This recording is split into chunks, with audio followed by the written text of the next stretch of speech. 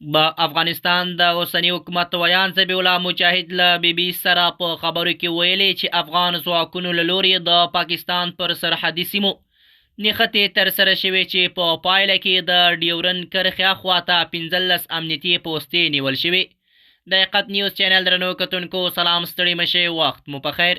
ګرانو کتونکو که حقیقت نیوز چینل مو نوی سبسکرایب کړئ په درنښت سره همدا اوس یې سبسکرایب کړئ ترڅو زموږ مهم او تازه خبر تر ټولو د مخکې تر تاسو در ورسیږي.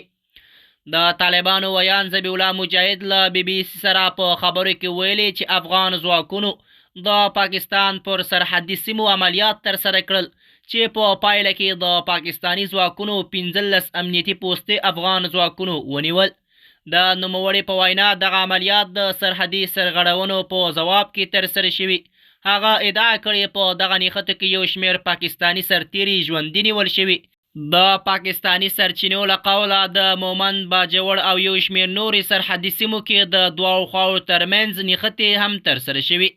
د دغه سرچینو په وینا چې افغان لوري ته هیڅ مرګ ژوبله اوښتې نه ده او پاکستان لوري ته ګڼه مرګ ژوبله اوښتې. همدارنګه راپورونه ښایي په دغه نښتو کې درنې او سپکې وسلې کارول شوي دي چې دا د جګړې د شدت ښکارندویي کوي.